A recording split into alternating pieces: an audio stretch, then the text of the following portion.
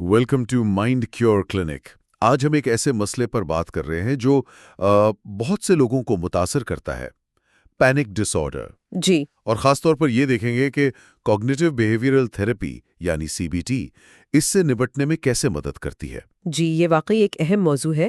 ہم آج سمجھنے کی کوشش کریں گے کہ یہ پینک اٹیک کیا ہوتا ہے اور یہ پینک ڈس آرڈر سے کیسے مختلف ہے، ہاں، اور پھر CBT کس طرح ان مشکلات پر قابو پانے میں ایک آپ کہہ لیں مؤثر ذریعہ ثابت ہوتی ہے۔ بالکل۔ اور ہم یہ بھی جاننے کی کوشش کریں گے کہ CBT میں کیا چیزیں ہیں جو اسے اتنا کارآمد بناتی ہیں اور یہ کام کیسے کرتی ہے۔ تو آئیے اس موضوع کو ذرا تفصیل سے سمجھتے ہیں۔ جی ضرور۔ تو سب سے پہلے بات کرتے ہیں پینک اٹیک کی۔ جی، یہ اصل میں اچانک اٹھنے والا شدید خوف یا بے چینی کا طوفان ہوتا ہے۔ اچانک مطلب بغیر کسی وجہ کے؟ اکثر ایسا ہی لگتا ہے کہ بغیر کسی وجہ کے شروع ہو گیا، بہت شدید ہوتا ہے۔ اور اس کی علامات کیسی ہوتی ہیں؟ سننے میں آتا ہے کہ یہ کافی ڈرانی ہوتی ہیں۔ جی بالکل۔ علامات میں دیکھیں، دل کی دھڑکن کا بہت تیز ہو جانا، سانس لینے میں مشکل ہونا یا ایسا لگنا کہ جیسے دم گھٹ رہا ہے، اچھا، سینے میں درد یا ایک دباؤ سا محسوس ہونا، پسینہ آنا، جسم میں کپ کپی طاری ہونا، یہ سب عام ہے۔ یہ تو ہو گئیں جسمانی علامات۔ کیا اس کے ساتھ کچھ ذہنی یا نفسیاتی قسم کے احساسات بھی ہوتے ہیں؟ ہاں بالکل ہوتے ہیں۔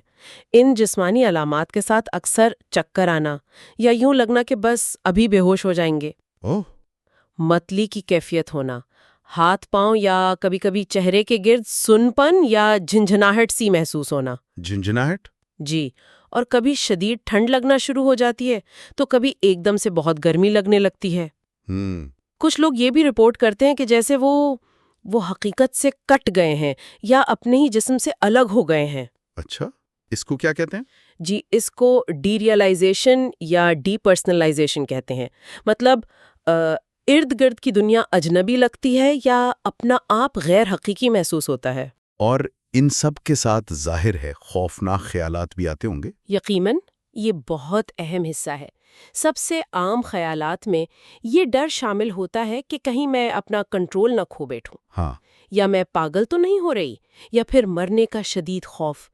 یہ خیالات اٹیک کی جو شدت ہے اسے اور بڑھا دیتے ہیں۔ اس کو سمجھنے کے لیے کوئی مثال، جیسے ہمارے ذرائع میں ٹیڈ کا ذکر تھا، وہ شاید مدد کرے۔ جی ٹیڈ کی کہانی اس کیفیت کو کافی اچھی طرح واضح کرتی ہے۔ وہ اپنی زندگی کے ایک بہت دباؤ والے سٹریسفل دور سے گزر رہا تھا۔ ایک دن وہ ہسپتال جا رہا تھا، شاید کسی عزیز سے ملنے، اور کام سے نکلا تو دیر ہو گئی، ٹریفک میں پھنس گیا۔ اچھا، تو اسے یہ فکر تھی کہ وہ وزٹنگ آورز ختم ہونے سے پہلے نہیں پہنچ پائے گا۔ خیر جب وہ ہسپتال پہنچا تو پارکنگ میں ہی گاڑی میں بیٹھے بیٹھے اسے اچانک شدید چکر آنے لگے۔ او خدایا! سانس اکھڑنے لگی، پسینہ چھوٹ گیا، اور ایک شدید خوف نے آ گھیرا کہ میں بے ہوش ہو جاؤں گا۔ پھر اس نے کیا کیا؟ ایسی حالت میں تو بندہ گھبرا جاتا ہے۔ بالکل۔ وہ فوراً گاڑی سے باہر نکلا، تازہ ہوا میں سانس لینے کی کوشش کی۔ کچھ دیر بعد جا کر اس کی طبیعت ذرا سنبھلی۔ یہ سارا تجربہ آپ دیکھیں صرف چند منٹ کا تھا، لیکن ٹیڈ کو ایسا لگا جیسے پتہ نہیں کتنا لمبا وقت گزر گیا ہو۔ محسوس تو ایسا ہی ہوتا ہوگا۔ جی، اور اس واقعے کے بعد بھی اسے وقفے سے ایسے اٹیکس ہوتے رہے جن میں وہی شدید خوف، دل کی دھڑکن تیز ہونا، گلا جیسے تنگ ہو رہا ہو، یہ سب علامات تھیں۔ اور اس کا اثر اس کی زندگی پر کیا پڑا؟ اس پر یہ خوف سوار ہو گیا کہ کہیں وہ بھیڑ میں یا کسی عوامی جگہ پر بے ہوش نہ ہو جائے۔ اچھا، تو اس نے ایسی جگہوں سے گریز کرنا شروع کر دیا، مطلب جانا چھوڑ دیا۔ یہ تو پھر زندگی محدود ہو گئی۔ بالکل۔ یہ کہانی دکھاتی ہے کہ پینک اٹیک کتنا اچانک اور خوفناک محسوس ہو سکتا ہے، لیکن یہاں یہ سمجھنا بہت ضروری ہے کہ پینک اٹیک بذات خود خطرناک نہیں ہوتا۔ یہ کیسے؟ اتنی شدید علامات اور خطرناک نہیں؟ دیکھیے، یہ جسم کا ایک الارم سسٹم ہے، فائٹ اور فلائٹ رسپانس۔ وہ کبھی کبھی غلط وقت پر یا بغیر کسی حقیقی خطرے کے بج اٹھتا ہے۔ علامات شدید ہوتی ہیں مگر جان لیوا نہیں۔ اچھا، تو پھر پینک ڈس آرڈر کیا ہے؟ اگر اٹیک خطرناک نہیں تو مسئلہ کہاں پیدا ہوتا ہے؟ مسئلہ تب بنتا ہے جب یہ اٹیکس بار بار ہونے لگیں، اور اس سے بھی بڑھ کر جب فرد ان اٹیکس کے بارے میں مسلسل پریشان رہنے لگے۔ یعنی اٹیک کا خوف، جی بالکل، خوف کا خوف پیدا ہو جائے اور اس پریشانی کی وجہ سے وہ اپنی روزمرہ کی زندگی، اپنے رویوں اور معمولات میں نمایاں تبدیلیاں لانا شروع کر دے۔ اسے پینک ڈس آرڈر کہتے ہیں۔ تو مطلب صرف اٹیک آنا ڈس آرڈر نہیں، بلکہ اس کے خوف سے اپنی زندگی کو محدود کر لینا وہ ڈس آرڈر ہے؟ آپ نے بالکل صحیح سمجھا، جیسے یہ سوچنا کہ اگلے اٹیک سے کوئی بہت برا ہو جائے گا، مثلا دل کا دورہ پڑ جائے گا یا میں بے قابو ہو جاؤں گا، لوگ کیا کہیں گے۔ اس ڈر سے ان جگہوں یا حالات سے بچنا جہاں پہلے اٹیک ہوا ہو یا جہاں اٹیک ہونے کا ڈر ہو۔ جیسے ٹیڈ نے کیا؟ جی، جیسے ٹیڈ نے بھیڑ والی جگہوں سے بچنا شروع کر دیا، یا کسی تقریب یا جگہ کو جلدی چھوڑ دینا کہ کہیں اٹیک نہ ہو جائے۔ اور خود کو ہر وقت مصروف رکھنا تاکہ اٹیک کا خیال ہی نہ آئے، یا پھر مدد کے لیے دوسروں پر یا کسی دوا پر بہت زیادہ انحصار کرنا، یہ سب پینک ڈس آرڈر کی طرف اشارہ کرتے ہیں۔ یہ کتنا عام ہے ویسے؟ اعداد و شمار بتاتے ہیں کہ ہر 100 میں سے تقریباً 1 سے 3 افراد کو سالانہ پینک ڈس آرڈر ہو سکتا ہے، تو یہ اتنا غیر معمولی بھی نہیں۔ اس کے ساتھ کبھی کبھی ایگروفوبیا کا بھی ذکر آتا ہے، کیا یہ بھی اسی سے جڑا ہے؟ ہاں، اکثر پینک ڈس آرڈر کے ساتھ ایگروفوبیا بھی ہو جاتا ہے۔ یہ ان جگہوں یا حالات کا شدید خوف ہے جہاں سے نکلنا مشکل لگے، اچھا، یا جہاں مدد ملنا مشکل نظر آئے، یا جہاں اٹیک آنے پر شرمندگی کا احساس ہو۔ مثلاً بھیڑ والی جگہیں، پبلک ٹرانسپورٹ، لمبی قطاریں، پل، سرنگیں، کھلی جگہیں جیسے پارکنگ لاٹ، یا بند جگہیں جیسے سنیما ہال یا لفٹ۔ تو پھر لوگ کیا کرتے ہیں؟ اس خوف کی وجہ سے لوگ ان جگہوں سے مکمل طور پر بچنے لگتے ہیں۔ بعض اوقات تو حالت اتنی شدید ہو جاتی ہے کہ لوگ گھر تک ہی محدود ہو کر رہ جاتے ہیں۔ یہ تو بہت ہی مشکل صورتحال ہے۔ اچھا، تو اب پینک اٹیک اور ڈس آرڈر کی بنیادی سمجھ آ گئی۔ اب آتے ہیں کوگنیٹو بیہیویئرل تھراپی یعنی CBT کی طرف۔ یہ کیا ہے اور یہ کیسے کام کرتی ہے؟ جی، CBT جو ہے وہ سائیکو تھراپی کی ایک قسم ہے، اور یہ اس بنیادی اصول پر کام کرتی ہے کہ ہمارے خیالات یعنی کوگنیشنز، ہمارے احساسات یعنی فیلنگز، اور ہمارے اعمال یعنی بیہیویئرز، یہ سب آپس میں گہرے طور پر جڑے ہوئے ہیں اور ایک دوسرے پر مسلسل اثر انداز ہوتے رہتے ہیں۔ یعنی جس طرح ہم سوچتے ہیں وہ ہمارے محسوس کرنے اور پھر ہمارے عمل کرنے کے طریقے کو بدل سکتا ہے۔ بالکل، CBT کا مرکزی خیال یہی ہے کہ اگرچہ ہم ہمیشہ اپنے بیرونی حالات کو، یعنی جو ہمارے ساتھ ہو رہا ہے، اسے نہیں بدل سکتے۔ ہاں، وہ تو اکثر ہمارے کنٹرول میں نہیں ہوتا۔ جی، لیکن ہم یہ ضرور سیکھ سکتے ہیں کہ ہم ان حالات کو کس نظر سے دیکھتے ہیں، انہیں کیا معنی دیتے ہیں، اور پھر ان پر کیا رد عمل ظاہر کرتے ہیں۔ یہ ہمارے اختیار میں ہے۔ تو اس کا مقصد منفی سوچ کو بدلنا ہوا؟ جی، CBT کا ایک بڑا مقصد منفی، غیر حقیقی یا غیر مددگار سوچ کے انداز یعنی تھاٹ پیٹرنز کو پہچاننے میں مدد کرنا ہے۔ پہچاننا؟ جی، پہلے تو یہ سمجھنا کہ یہ منفی خیالات ہیں کیا، پھر انہیں چیلنج کرنا، ان کی حقیقت کو پرکھنا، اور پھر انہیں زیادہ متوازن اور حقیقت پسندانہ سوچ سے بدلنے کی کوشش کرنا۔ اور رویوں کا کیا؟ اور ساتھ ہی ان رویوں کو تبدیل کرنا ہے جو مسئلے کو برقرار رکھتے ہیں، جیسے پینک ڈس آرڈر میں وہ بچنے والے رویے ہیں، ایوائیڈنس بیہیویئرز۔ یہ کیا صرف پینک کے لیے ہی استعمال ہوتی ہے یا اور مسائل میں بھی؟ نہیں، CBT بہت وسیع پیمانے پر استعمال ہوتی ہے۔ یہ کئی ذہنی صحت کے مسائل جیسے ڈپریشن، مختلف قسم کے فوبیاز، PTSD یعنی post traumatic stress dis order, نشے کی عادت، اچھا، اور یہاں تک کہ کچھ طبی حالتوں جیسے اریٹیبل باؤل سنڈروم یا IBS اور فائبرومائلجیا، جن میں درد یا تکلیف کا پہلو شامل ہوتا ہے، ان کے نفسیاتی پہلوؤں کو سنبھالنے میں بھی بہت مؤثر ثابت ہوئی ہے۔ تو خاص طور پر پینک ڈس آرڈر کے لیے CBT کو اتنا مؤثر کیوں سمجھا جاتا ہے؟ اس کی کیا خاص وجہ ہے؟ اس کی کئی وجوہات ہیں۔ سب سے اہم تو یہ ہے کہ بے شمار سائنسی تحقیقات نے یہ ثابت کیا ہے کہ یہ پینک ڈس آرڈر کے علاج میں بہت مؤثر ہے۔ اچھا، یعنی شواہد موجود ہیں؟ جی، بھرپور شواہد موجود ہیں۔ دوسری بات، یہ ایک گول اورینٹڈ اپروچ ہے، مطلب علاج کے شروع میں ہی واضح اہداف مقرر کیے جاتے ہیں کہ ہم کیا حاصل کرنا چاہتے ہیں۔ تیسرا، اس کے نتائج بھی نسبتاً جلدی نظر آنا شروع ہو جاتے ہیں۔ اکثر 12 سے 15 سیشنز میں ہی نمایاں بہتری دیکھی جا سکتی ہے۔ یہ تو بہت اچھی بات ہے۔ جی، اور تحقیق نے تو سی بی ٹی کا موازنہ دیگر تھراپیز جیسے ایک ہوتی ہے panic focused psycho dynamic psycho therapy PFPP اور ایک اپلائیڈ ریلیکسیشن ٹریننگ ART، ہاں، ان سے بھی کیا اور سی بی ٹی کو ان سے زیادہ مؤثر پایا پینک ڈس آرڈر کے لیے۔ یہ پینک کے چکر کو توڑتی کیسے ہے؟ آپ نے وہ خیالات، احساسات اور رویوں کے تعلق کی بات کی تھی۔ جی دیکھیں، پینک ڈس آرڈر میں ایک شیطانی چکر، ایک ویشس سائیکل چل رہا ہوتا ہے۔ وہ کیسے؟ کوئی جسمانی علامت محسوس ہوتی ہے، جیسے دل کا تیز دھڑکنا، ٹھیک۔ فوراً اس کی منفی تشریح ہوتی ہے، ایک خیال آتا ہے، او مجھے ہارٹ اٹیک ہو رہا ہے۔ ہاں، یہ تو ٹیڈ کے ساتھ بھی ہوا تھا۔ بالکل، اس خیال سے شدید خوف یعنی ایک احساس پیدا ہوتا ہے، ظاہر ہے۔ اور پھر اس خوف سے بچنے کے لیے کوئی رویہ اپنایا جاتا ہے، جیسے اس جگہ سے بھاگ جانا یا آئندہ وہاں نہ جانے کا فیصلہ کرنا۔ سی بی ٹی اس چکر کو ہر سطح پر توڑنے کی کوشش کرتی ہے، خیالات کو چیلنج کر کے، احساسات، خاص طور پر وہ خوفناک جسمانی احساسات، ان کو برداشت کرنا سکھا کر، اور رویوں، خاص طور پر وہ بچنے والے رویے، ان کو بدل کر۔ جیسے وہ ڈرائیونگ والی مثال اگر لیں کہ ڈرائیونگ کے دوران اٹیک کا خوف آیا، یہ خیال ہوا، جی، تو ڈرائیونگ سے بچنا شروع کر دیا، یہ رویہ ہوا، ہاں، جس سے وہ خوف اور پکا ہو گیا۔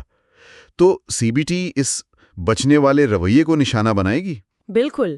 سی بی ٹی کا مقصد ہی یہی ہے کہ ان منفی سوچ کے نمونوں کو سمجھا جائے، ان پر قابو پانا سکھایا جائے، اور ساتھ ہی مسئلے سے نپٹنے کی نئی صحت مند مہارتیں یعنی کوپنگ سکلز تیار کی جائیں۔ ٹھیک ہے۔ ایک دلچسپ بات یہ بھی ہے کہ تحقیق سے یہ بھی ثابت ہوا ہے کہ انٹرنیٹ کے ذریعے جو سی بی ٹی دی جاتی ہے، یعنی online C B T, ہاں، وہ بھی اتنی ہی مؤثر ہے جتنی روایتی آمنے سامنے بیٹھ کر کی جانے والی تھراپی۔ واقعی؟ جی، اس سے علاج تک رسائی بہت آسان ہو گئی ہے، خاص طور پہ ان لوگوں کے لیے جو دور دراز علاقوں میں رہتے ہیں یا جن کے لیے کلینک تک آنا مشکل ہوتا ہے۔ یہ تو زبردست ہے۔ اچھا، تو عملی طور پر سی بی ٹی سیشنز میں ہوتا کیا ہے؟ اس کے عمل کے کون سے حصے ہیں؟ عام طور پر پینک ڈس آرڈر کے لیے جو سی بی ٹی کا پیکج ہوتا ہے، اس کے 2 بڑے حصے ہوتے ہیں۔ پہلا ہے منفی خیالات کو پہچاننا اور ان میں ترمیم کرنا، اسے کوگنیٹو ریسٹرکچرنگ بھی کہتے ہیں۔ کوگنیٹو ریسٹرکچرنگ، اس میں کیا شامل ہے؟ اس میں تھراپسٹ فرد کی مدد کرتا ہے کہ وہ اپنے ان خودکار منفی خیالات یعنی آٹومیٹک نیگیٹو تھاٹس یا ANTs کو پہچانے جو پینک کے دوران یا اس کے خوف سے آتے ہیں۔ جیسے کیا مثالیں ہو سکتی ہیں؟ جیسے میں بے ہوش ہو جاؤں گی، سب لوگ مجھے دیکھ رہے ہوں گے، میرا مذاق اڑائیں گے، یہ خوفناک احساس کبھی ختم نہیں ہوگا، یا میں پاگل ہو رہا ہوں۔ یہ بہت عام خیالات ہیں۔ تو ان خیالات کو پہچاننے کے بعد کیا ہوتا ہے؟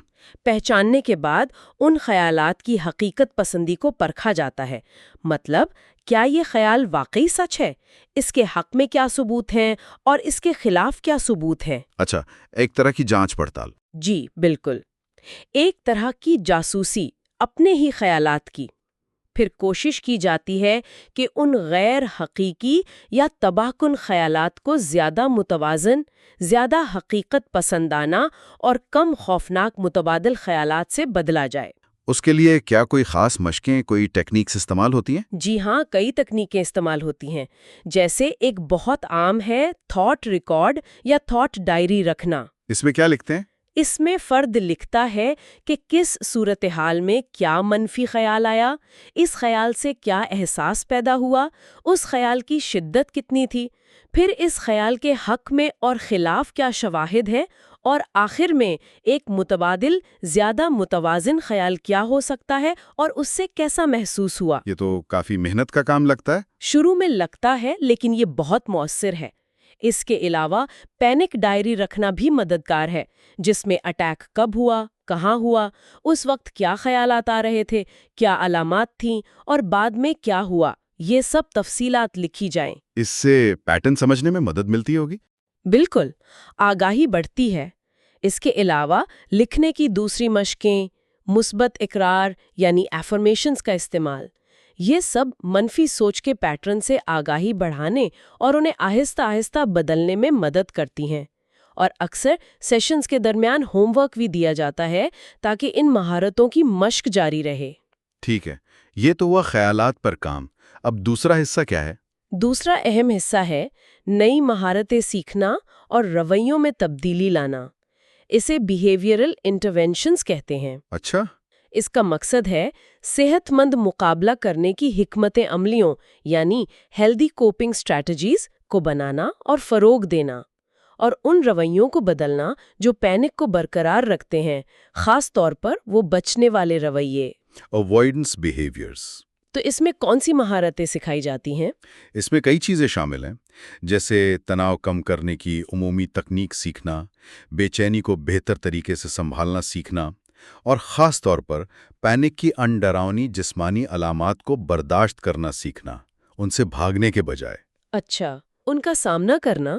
جی، اور اس کے لیے جو سب سے اہم ٹیکنیک استعمال ہوتی ہے وہ ہے ایکسپوژر تھراپی۔ ایکسپوژر یعنی خوف کا سامنا کرنا؟ یہ کیسے کام کرتا ہے؟ یہ تو سننے میں ہی مشکل لگ رہا ہے۔ ہاں، یہ چیلنجنگ ہو سکتا ہے لیکن یہ بہت مؤثر ہے۔ اس کی ایک قسم ہے منظم desensitization, systematic desensitization. اس میں فرد کو آہستہ آہستہ درجہ بدرجہ ان حالات یا جگہوں کا سامنا کروایا جاتا ہے جن سے وہ بچتا ہے۔ آہستہ آہستہ؟ جی، پہلے کم خوفناک صورتحال، پھر اس سے زیادہ، پھر اس سے زیادہ، اور ہر قدم پر اسے بے چینی کو سنبھالنا سکھایا جاتا ہے۔ لیکن پینک ڈس آرڈر کے لیے جو ایکسپوژر کی قسم سب سے زیادہ کارآمد سمجھی جاتی ہے وہ ہے انٹروسیپٹیو ایکسپوژر۔ انٹروسیپٹیو ایکسپوژر، یہ کیا چیز ہے؟ یہ نام تو واقعی مشکل ہے۔ ہاں، نام تھوڑا ٹیکنیکل ہے لیکن تصور سادہ ہے۔ یہ دراصل ان جسمانی احساسات کا جان بوجھ کر کنٹرولڈ ماحول میں سامنا کرنا ہے جن سے پینک میں شدید خوف آتا ہے۔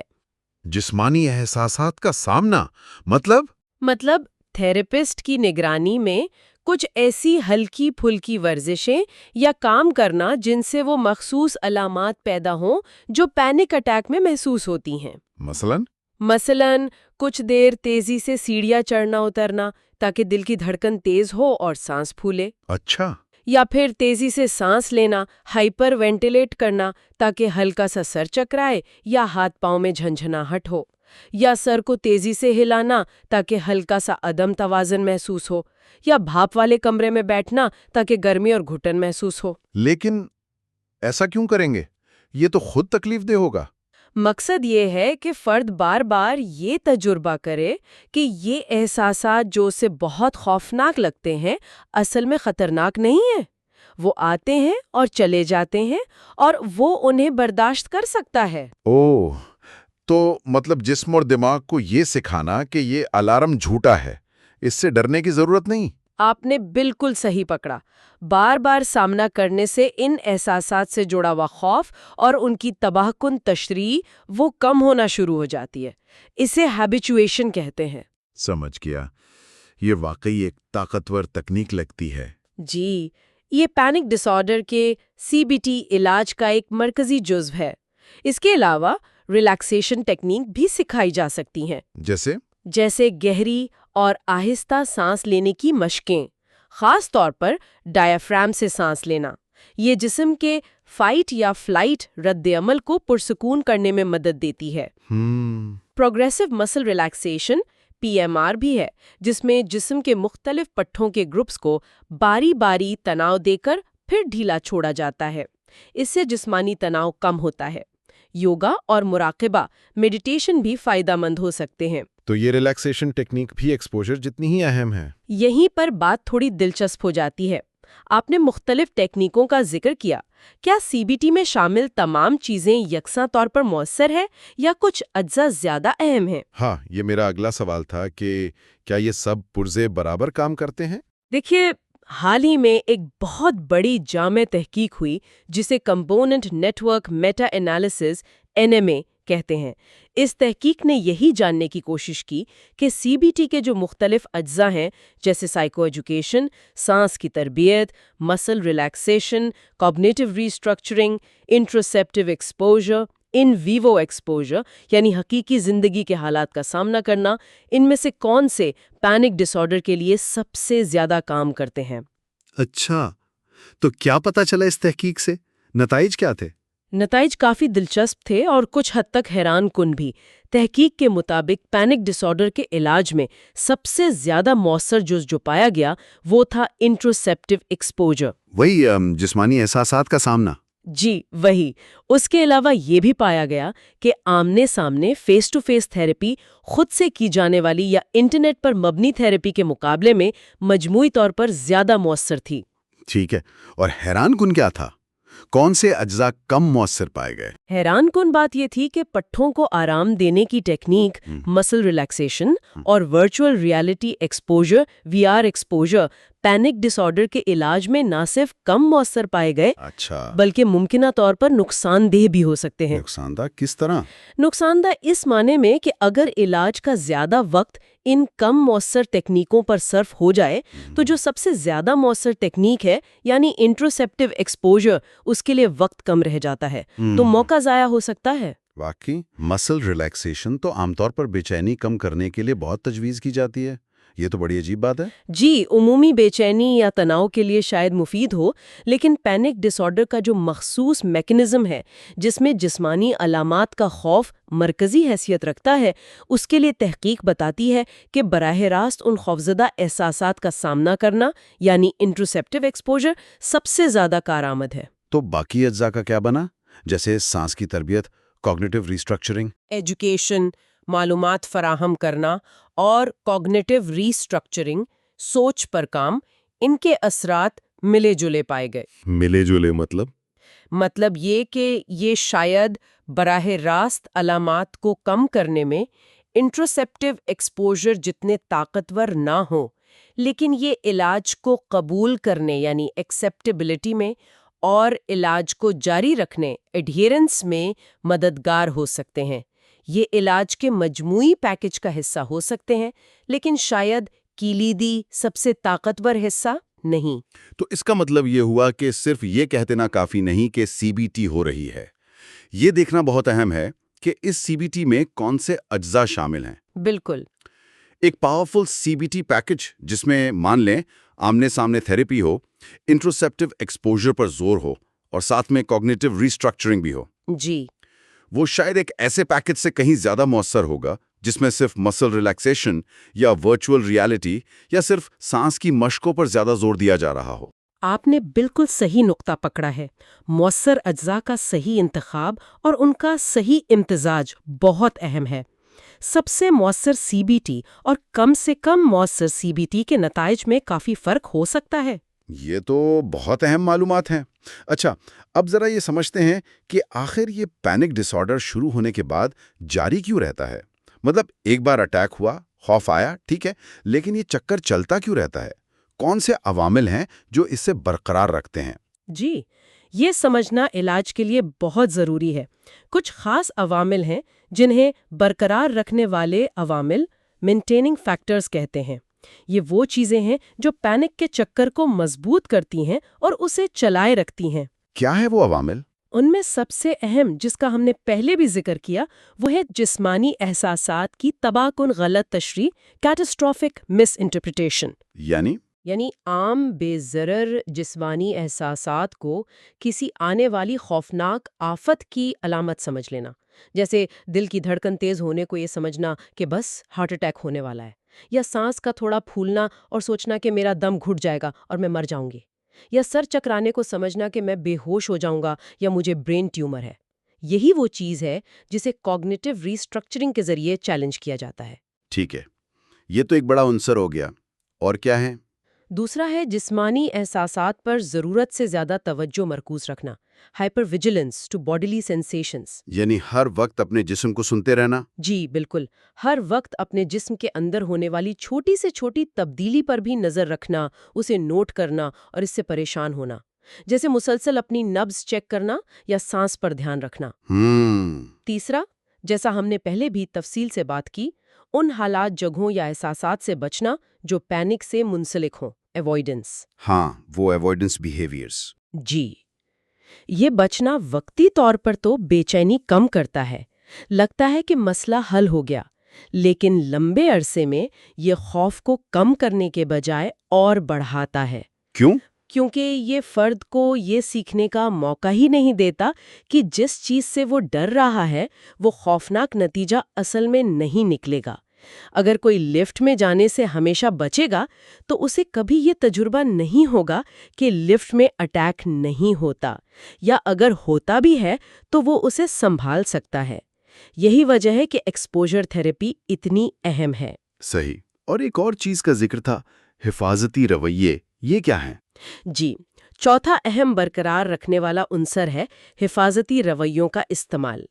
ये वो छोटे छोटे काम या तदबीरें हैं जो लोग पैनिक से बचने या अगर अटैक आ जाए तो उसका असर कम करने या उसे कंट्रोल करने के लिए करते हैं। अच्छा। जैसे हर वक्त पानी की बोतल साथ रखना कि गला खुश्क हो तो पी लेंगे, या कोई सुकून आवर गोली हर वक्त जेब में रखना चाहे खाएं ना खाएं, या अकेले कहीं ना जाना, हमेशा किसी को साथ लेकर ही बाहर निकलना। हाँ, ये तो सुना है। हमेशा दरवाजे या एग्जिट के करीब बैठना ताकि अगर अटैक हो तो फौरन भाग सकें, या जैसे ही अटैक की हल्की सी अलामत महसूस हो फौरन बैठ जाना या लेट जाना। तो ये हिफाजती रवैये भी मसला है। ये तो मददगार लगते हैं। ये वक्ती तौर पर बेचैनी कम करते हैं, लेकिन ये भी अवॉइडेंस की तरह ही काम करते हैं। ये फर्द को ये तजुर्बा करने से रोकते हैं कि उनके जो खौफनाक अंदेशे हैं कि मैं बेहोश हो जाऊंगा, मर जाऊंगा, कंट्रोल खो दूंगा, वो दरअसल हकीकत नहीं बनते, यहाँ तक कि अगर वो ये हिफाजती रवैये इस्तेमाल ना भी करें। अच्छा, तो ये भी एक तरह से खौफ को बरकरार रखते हैं। जी बिल्कुल, ये एक गलत यकीन को मजबूत करते हैं कि मैं इस हिफाजती रवैये की वजह से बच गया। सीबीटी में इन हिफाजती रवैयों को भी पहचानने और फिर आहिस्ता आहिस्ता कम करने या ख़त्म करने पर काम किया जाता है, ताकि फ़र्द बराह रास्त ये सीख सके कि वो इनके बगैर भी महफूज है। ये समझना कि यही अवामिल मसले को जिंदा रखते हैं, ये इलाज के लिए वाकई बहुत ज़रूरी मालूम होता है। जी, जब फर्द और थेरेपिस्ट मिलकर इन बरकरार रखने वाले अवामिल को समझ लेते हैं तो फिर इलाज का निशाना भी यही अवामिल बनते हैं। इलाज के हवाले से कोई और अहम बातें? क्या सिर्फ सीबीटी ही वाहिद ऑप्शन है? देखें, सीबीटी पैनिक डिसऑर्डर के लिए सबसे मुअस्सर और अव्वलीन तजवीज़ करदा इलाज समझा जाता है, इसके मजबूत शवाहिद की वजह से, लेकिन दीगर ऑप्शंस भी मौजूद हैं। जैसे हमने जिक्र किया, पैंग फोकस साइकोडायनामिक साइकोथेरेपी PFP भी एक ऑप्शन है। इसका तरीक़ेकार और फोकस मुख्तलिफ होता है। बाज़-औक़ात EMDR यानी eye movement desensitization and reprocessing, जो ज़्यादातर PTSD के इलाज के लिए मशहूर है, वो भी तकलीफ दे यादों या ख़ास तौर पर शदीद अटैक्स की याद की शिद्दत कम करने में कुछ मदद दे सकती है। और दवाओं का क्या किरदार है? क्या दवा और थेरेपी एक साथ इस्तेमाल करना बेहतर है? हाँ, ये एक अहम सवाल है। मुश्तरका इलाज यानी दवा और थेरेपी को एक साथ इस्तेमाल करना अक्सर बहुत मौसर साबित होता है। किन दवाओं की बात हो रही है? खास तौर पर एंटी डिप्रेसेंट एडनियात, जिनमें SSRIs, selective serotonin reuptake inhibitors और बाज़-औक़ात TCAs, ट्राइसाइक्लिक एंटी डिप्रेसेंट्स शामिल हैं। तहकीक बताती है कि CBT को इन अद्वियात के साथ मिलाना सिर्फ दवा या सिर्फ थेरेपी लेने के मुकाबले में अक्सर ज्यादा बेहतर नताइज दे सकता है। अच्छा जी, और ये बीमारी के दोबारा लौटने के इम्कानात, रिलैप्स रेट्स को भी कम कर सकता है, खास तौर पर इलाज खत्म होने के बाद। तो दवा बंद करने के बाद भी असर रहता है? CBT से सीखी गई महारतें इस तवील मुद्दती होती हैं, जो दवा बंद होने के बाद भी काम आती रहती हैं। ताहम एक बात अहम है कि बेंजोडायज़ेपिन्स जैसी सुकून आवर दवाएं जैसे ज़ैनैक्स या वैलियम, हाँ, ये तो बहुत आम है, उनके तवील मुद्दती इस्तेमाल से पैनिक डिसऑर्डर में अमूमन गुरेज करने का मशवरा दिया जाता है। ये वक्ती तौर पर आराम देती हैं, लेकिन इनकी आदत पड़ने का खतरा होता है और ये मसले के बुनियादी नफ्सियाती अवामिल को हल करने में मदद नहीं करती, बल्कि बाज़-औक़ात CBT के असर को कम भी कर सकती हैं। ये तो अहम नुक्ता है। अच्छा, एक और चीज़ जिसका जिक्र बार बार आया वो है साइको एजुकेशन, यानी मरीज को उसकी हालत के बारे में तालीम देना, मालूमात फराहम करना। یہ کیوں اتنا اہم ہے؟ سائیکو ایجوکیشن خاص طور پر جسم کے لڑو یا بھاگو، فائٹ اور فلائٹ رد عمل کو سمجھنا پینک ڈس آرڈر کے علاج میں بنیاد کی حیثیت رکھتا ہے۔ یعنی یہ سمجھنا کہ جسم میں ہو کیا رہا ہے؟ جی، یہ سمجھنا کہ جب ہم کوئی خطرہ محسوس کرتے ہیں، چاہے وہ حقیقی ہو یا خیالی، تو ہمارا جسم خود بخود غیر ارادی طور پر کچھ تبدیلیاں لاتا ہے تاکہ ہم اس خطرے کا مقابلہ کر سکیں، لڑو یا وہاں سے بھاگ سکیں، بھاگو۔ کون سے رد عمل؟ جیسے دل کا تیز دھڑکنا؟ بالکل، دل کا تیز دھڑکنا تاکہ پٹھوں کو زیادہ خون ملے، سانس کا تیز یا گہرا ہونا تاکہ زیادہ آکسیجن ملے، پٹھوں میں تناؤ آنا تاکہ وہ عمل کے لیے تیار ہوں، اور پسینہ آنا؟ جی، پسینہ آنا تاکہ جسم ٹھنڈا رہ سکے، آنکھوں کی پتلیوں کا پھیلنا تاکہ زیادہ روشنی اندر آئے اور بہتر نظر آئے، نظام انہضام کا وقتی طور پر سست پڑ جانا، کیونکہ اس وقت توانائی بچانا زیادہ اہم ہے، اسی لیے متلی یا پیٹ میں گڑبڑ محسوس ہو سکتی ہے۔ اور وہ جو ہاتھوں پیروں میں سنپن یا ٹھنڈک محسوس ہوتی ہے؟ وہ اس لیے کہ خون اہم اعضاء اور بڑے پٹھوں کی طرف زیادہ جاتا ہے، تو جلد اور ہاتھ پاؤں میں خون کی روانی وقتی طور پر کم ہو جاتی ہے۔ یہ سب خطرے کے وقت جسم کا ایک بالکل نارمل، فطری اور حفاظتی رد عمل ہے۔ تو پینک اٹیک میں مسئلہ کیا ہوتا ہے؟ پینک اٹیک میں مسئلہ یہ ہوتا ہے کہ یہ پورا الارم سسٹم بغیر کسی واضح حقیقی بیرونی خطرے کے پوری شدت سے آن ہو جاتا ہے۔ اچھا۔ جب فرد یہ اچھی طرح سمجھ جاتا ہے کہ یہ جو خوفناک علامات وہ محسوس کر رہا ہے، دل کی دھڑکن، سانس کی تنگی، چکر آنا، یہ کسی خطرناک بیماری جیسے ہارٹ اٹیک یا فالج کی علامت نہیں، بلکہ جسم کے اسی نارمل فائٹ یا فلائٹ رد عمل کا حصہ ہیں جو غلط وقت پر شروع ہو گیا ہے۔ تو ان علامات کی وہ جو تباہ کن تشریح ہے، اس کا امکان بہت کم ہو جاتا ہے۔ یہ سمجھ خوف کی شدت کو کم کرنے میں پہلا اور بہت اہم قدم ہے۔ یعنی معلوماتی طاقت ہے اس معاملے میں۔ بالکل، آگاہی اور سمجھ بوجھ بے چینی کو کم کرنے میں بہت مددگار ثابت ہوتی ہے۔ اور آخر میں ایک بات جو شاید بار بار دہرانے والی ہے، وہ ہے مشق کی اہمیت۔ جی، یہ انتہائی اہم ہے۔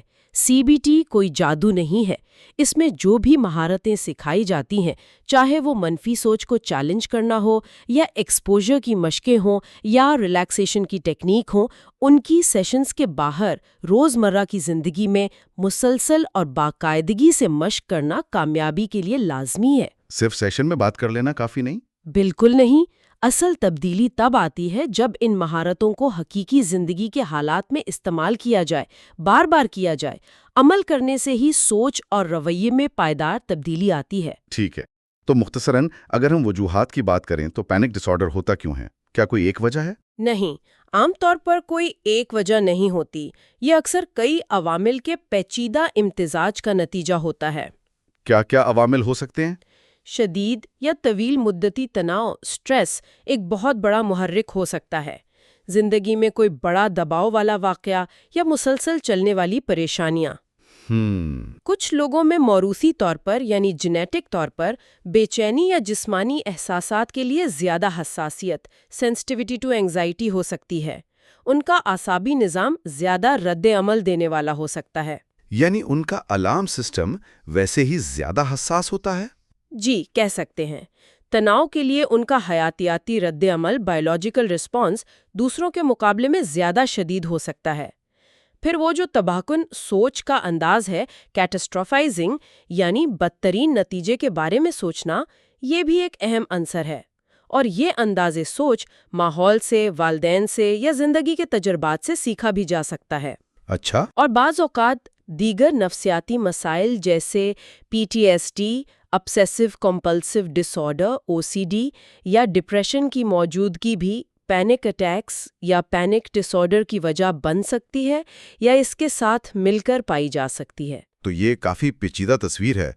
اچھا، تو آج ہم نے پینک ڈس آرڈر اور خاص طور پر اس کے لیے سی بی ٹی کے علاج پر کافی تفصیلی گفتگو کی۔ جی، اور اگر ہم اس سب کا خلاصہ کریں تو بنیادی بات یہ ہے کہ سی B T panic disorder کے لیے ایک انتہائی مؤثر، شواہد پر مبنی اور عملی علاج ہے۔ اور تحقیق کیا کہتی ہے کامیابی کے بارے میں؟ تحقیق بتاتی ہے کہ تقریباً 80% لوگ جو CBT کا مکمل کورس کرتے ہیں وہ علاج کے اختتام پر پینک اٹیک سے بڑی حد تک یا مکمل طور پر نجات حاصل کر لیتے ہیں۔